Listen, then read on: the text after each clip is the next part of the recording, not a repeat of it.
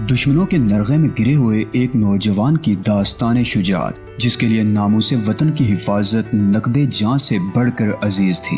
یہ ایک ایسے نوجوان کی ہنگامہ خیز زندگی کی سرگزشت ہے جو اپنے ملک کی سرحدوں کی سلامتی کو یقینی بنانے کے لیے دشمن ملک کے شاطر ہندوؤں کی سازشوں کو ناکام بناتا رہا، دشمنوں کو ناکو چنے چبواتا رہا۔ سازشی ذہن رکھنے والے ہندوؤں کو ان کی غاصبانہ فطرت کی فصل کاٹنی پڑی۔ آگ جلتی رہی، خون ابلتا رہا اور وہ اپنی مجاہدانہ شان سے آگے بڑھتا رہا۔ جو ہاتھ اس کی جانب بڑھا کٹ کے رہا۔ دشمنوں کی ہر چال خود انہی کے لیے شہ مات بنی۔ محترم جناب اقبال کاظمی صاحب کے قلم سے نکلا ایک شاہکار ناول سرفروش مجاہد انگارے۔ کہانی کی طرف بڑھنے سے پہلے آپ سے گزارش ہے کہ چینل کو سبسکرائب کر کے ساتھ میں موجود بیل آئیکن پر کلک کر لیں تاکہ جیسے ہی نئی قسط اپلوڈ کی جائے فوراً آپ تک پہنچ جایا کرے۔ چلیے کہانی کی طرف چلتے ہیں۔ سیتا بہت خوش تھی کہ بالآخر ایک کشمیری مجاہد سے رابطہ کرنے میں کامیاب ہو گئی تھی، اور میں سیتا سے ملاقات پر اپنی جگہ خوش تھا اور سوچ رہا تھا کہ سیتا سے ہندوؤں کے خلاف کس طرح کام لیا جائے۔ وہ دوپہر کا وقت تھا۔ میں غار میں اپنے بستر پر لیٹا اونگ رہا تھا کہ ایک نسوانی چیخ کی آواز سے میری آنکھ کھل گئی اور میں بدحواس ہو کر ادھر ادھر دیکھنے لگا۔ غار میں کوئی نہیں تھا اور کوئی معمولی سی آہٹ بھی سنائی نہیں دے رہی تھی۔ میں نسوانی چیخ کی آواز کو اپنا واہمہ سمجھا اور میں نے دوبارہ آنکھیں بند کر لیں۔ دراصل میری زندگی کا پچھلا کچھ عرصہ ایسا ہی ہنگامہ خیز گزرا تھا۔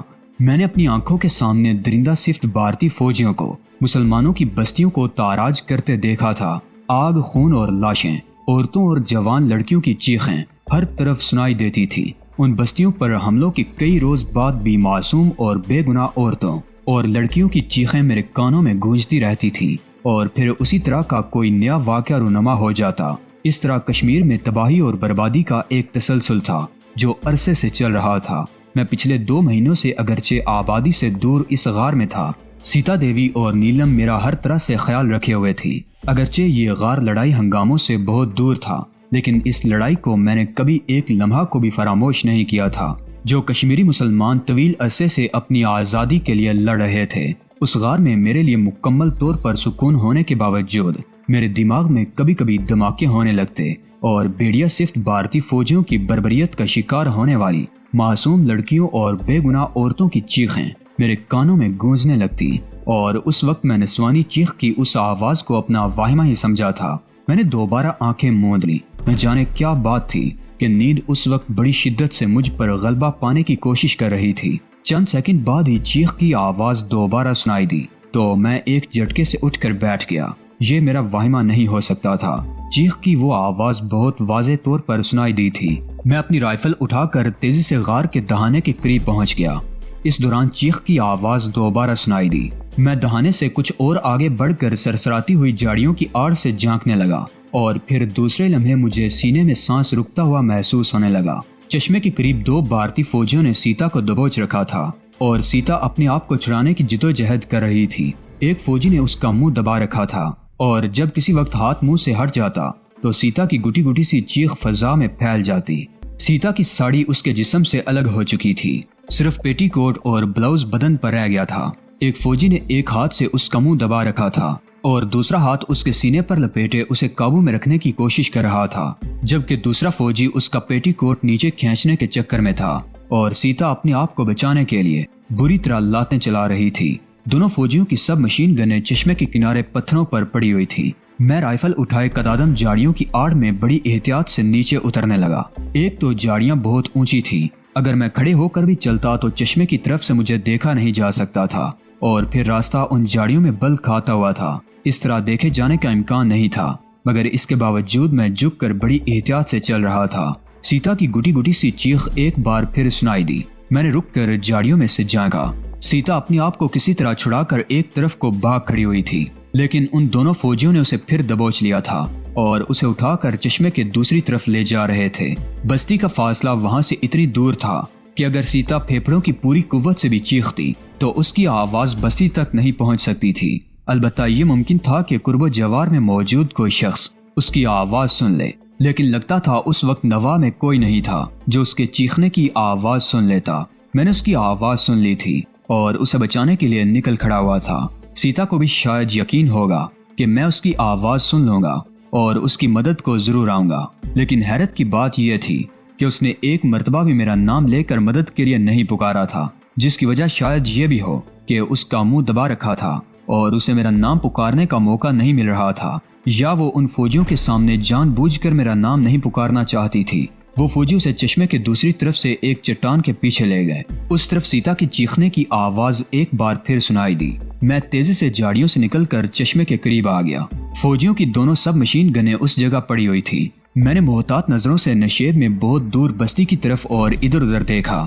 دور دور تک کوئی زیرو دکھائی نہیں دیا تھا، جس کا مطلب تھا کہ ان فوجیوں کا کوئی تیسرا ساتھی آس پاس موجود نہیں تھا۔ اگر ان کے کوئی ساتھی ہوں گے بھی تو بہت دور کسی اور بستی کی طرف ہوں گے، اور یہ دونوں شاید گشت کرتے ہوئے یہ راستہ بھٹک کر اس طرف نکل آئے تھے، اور ایک جوان اور حسین لڑکی کو اکیلے پا کر ان کی گندی فطرت کے عین مطابق ان کی ہوس جاگ اٹھی تھی۔ میں دبے قدموں چشمے کے اوپر سے گھوم کر اس چٹان کے قریب پہنچ گیا۔ دوسری طرف سے سیتا کی گٹی گٹی سی چیخوں اور دینگا مشتی کی آوازیں سنائی دے رہی تھی۔ غالباً سیتا اپنے آپ کو بچانے کے لیے اب بھی بھرپور مزاحمت کر رہی تھی۔ میں چند قدم محتاط انداز میں آگے بڑھا اور پھر چھلانگ لگا کر چٹان کے دوسری طرف آ گیا، اور اس کے ساتھ ہی میرے دماغ میں دھماکے سے ہونے لگے۔ رگوں میں خون کی گردش تیز ہو گئی، جس سے میری کن پٹیاں سلگ اٹھی۔ سیتا زمین پر چت پڑی تھی۔ ایک فوجی نے اس کی باہوں میں ہاتھ ڈال کر اسے پوری طرح گرفت میں لے رکھا تھا۔ سیتا کے منہ میں ایک رومال ٹھنسا ہوا تھا، جس سے اس کی چیخیں اس کے سینے ہی میں دم توڑ رہی تھی۔ وہ اپنے آپ کو بچانے کے لیے پوری قوت سے لاتیں چلا رہی تھی، اور دوسرا فوجی اسے مکمل طور پر بے بس کرنے کی کوشش کر رہا تھا۔ میں چھلانگ لگا کر سامنے آیا تو آواز سن کر دونوں فوجی چونک گئے۔ ایک لمحے کو ان پر سکتے کی سی کیفیت طاری ہو گئی، لیکن انہوں نے فوراً ہی اپنے آپ کو سنبھال لیا۔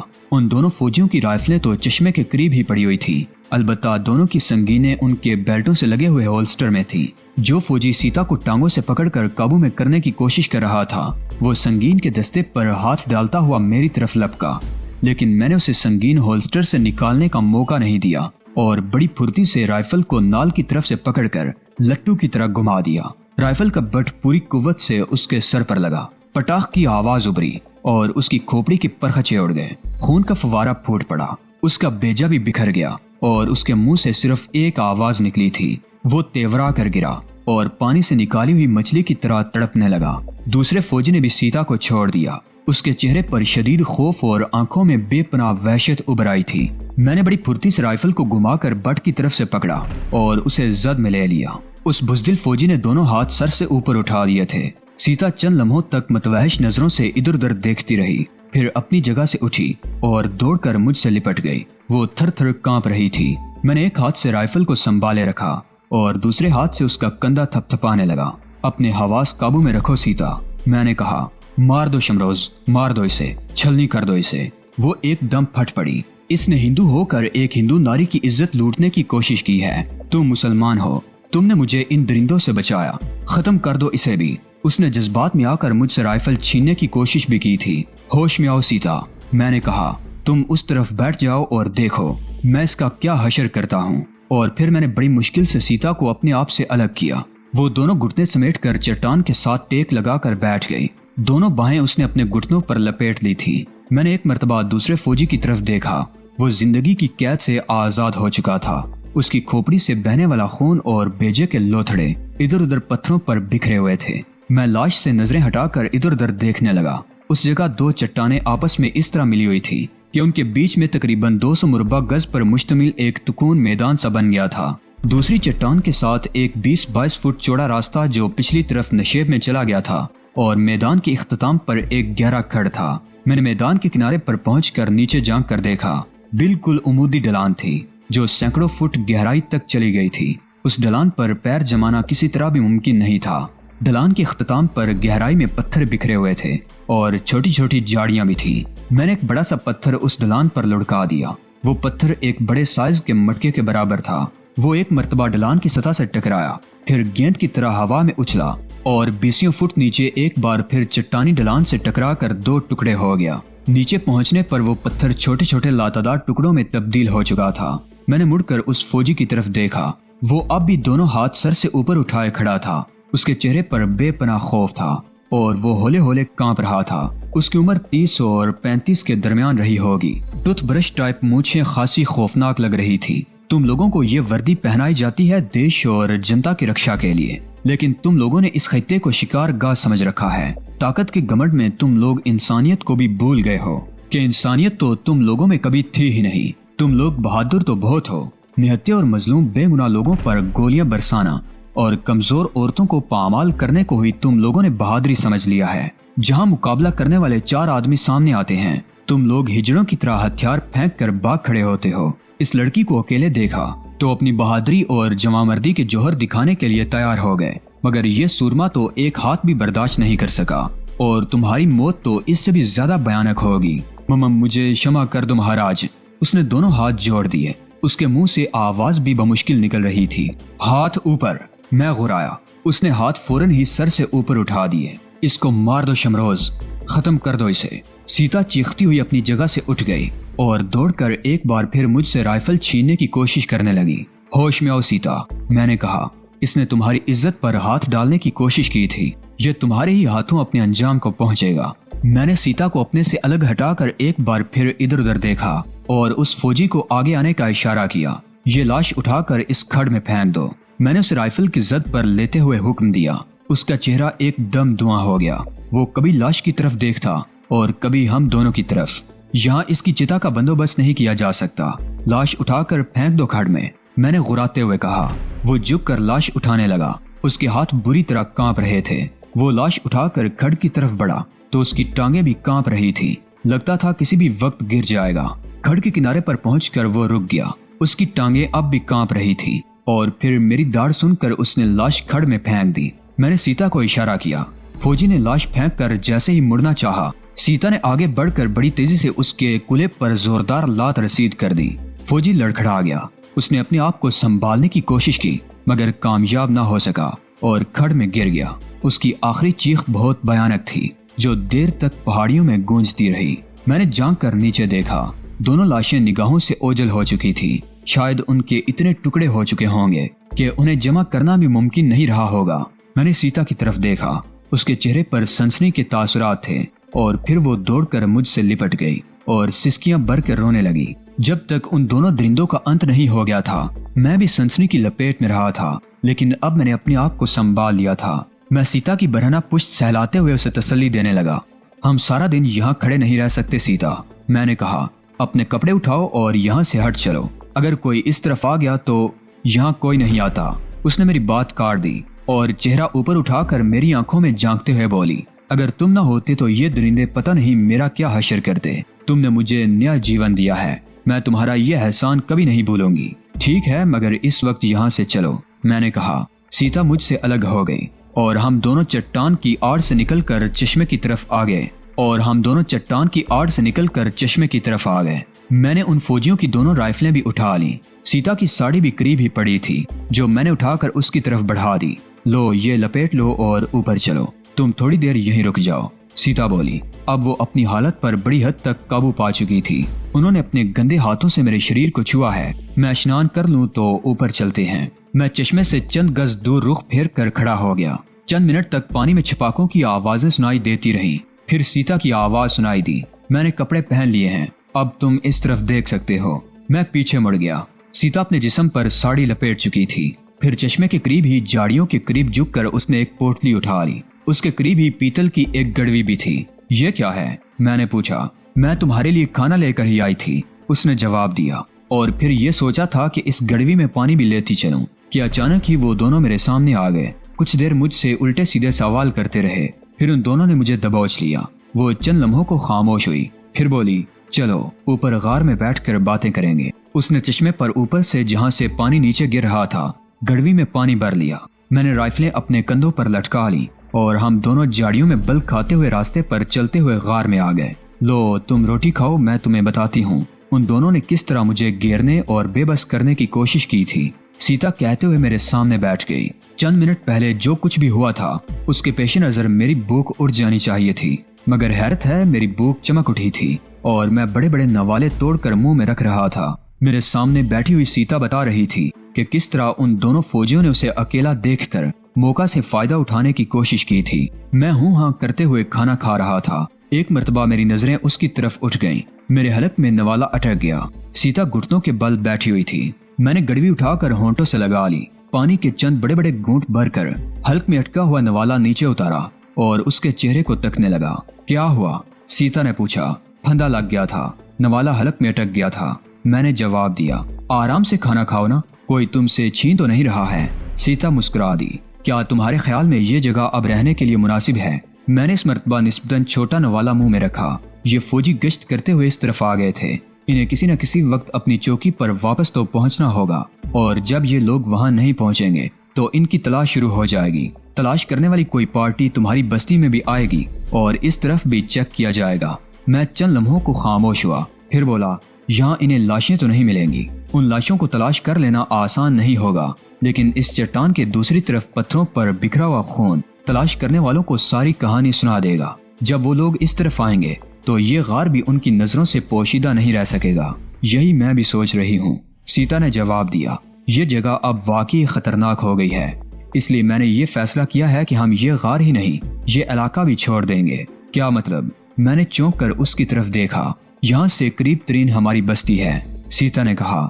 اپنے 2 فوجیوں کی گمشدگی پر وہ سب سے پہلے ہماری ہی بستی میں آ کر پوچھ گچھ کریں گے، اور جب یہاں پتھروں پر جگہ جگہ خون کے دھبے ملیں گے تو انہیں صورتحال کا اندازہ لگانے میں دشواری نہیں ہوگی۔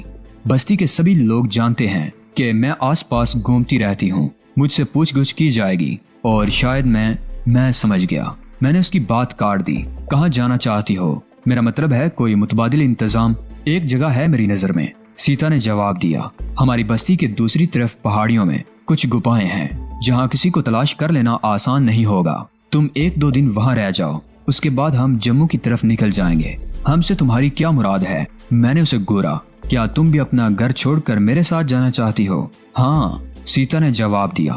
اب تو تم نے اپنی آنکھوں سے دیکھ لیا، مسلمان تو مسلمان، یہاں تو ان وحشیوں سے ہندو عورتوں کی عزتیں بھی محفوظ نہیں۔ سب سے پہلے میرے کزن نے مجھے بے آبرو کیا، اور اب یہ ہندو فوجی۔ کیا اب بھی ایسی کوئی گنجائش باقی ہے کہ میں ان پر بھروسہ کروں؟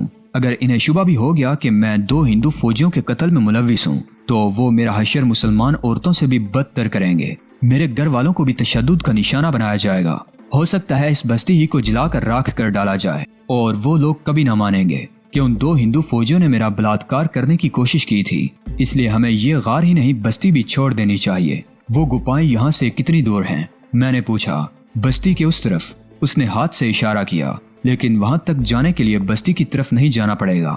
حضوری بابا کی مزار والی چٹان کے ساتھ ساتھ چلتے ہوئے ہم وہاں تک پہنچ سکتے ہیں، تو پھر انتظار کیوں کیا جائے؟ میں نے کہا، کیوں نہ ابھی یہاں سے نکل چلیں، یہی مناسب رہے گا۔ سیتا بولی، تم تیار ہو جاؤ، ہم ابھی نکل چلتے ہیں۔ کھانا ختم کرنے کے بعد میں نے بستر کی چادر اور کمبل طے کر لیا۔ سیتا نے باقی چیزیں اٹھا کر غار کے پچھلی طرف تنگ سی دراڑ میں چھپا دی۔ اس نے کمبل اور چادر میرے ہاتھ سے لے لی۔ میں نے ہندو فوجیوں کی رائفلیں تو اپنے کندھوں پر لٹکا لی اور اپنی رائفل ہاتھ میں سنبھال لی، اور ہم غار سے نکل آئے۔ حضوری بابا کی مزار کے قریب سے گزرتے ہوئے سیتا ایک لمحے کو رک گئی۔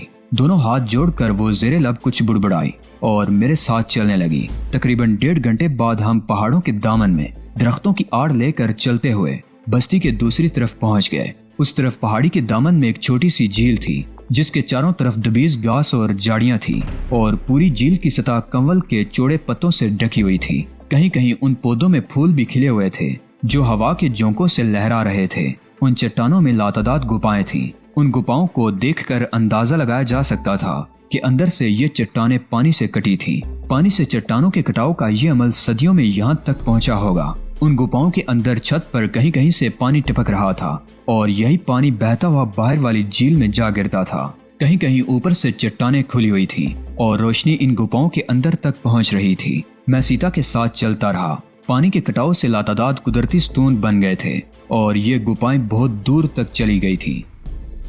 دوستو، آج کی قسط آپ کو کیسی لگی؟ کامنٹ باکس میں اپنی قیمتی رائے کا اظہار لازمی کریں۔ ویڈیو کو لائک کر کے اپنے دوستوں عزیزوں سے لازمی شیئر کریں۔ چینل کو لازمی سبسکرائب کریں۔ اگلی ویڈیو تک اجازت دیجیے، تب تک اپنا اور اپنے اس چینل اعلان حقیقت کا خیال رکھیے گا۔ اللہ نگہبان۔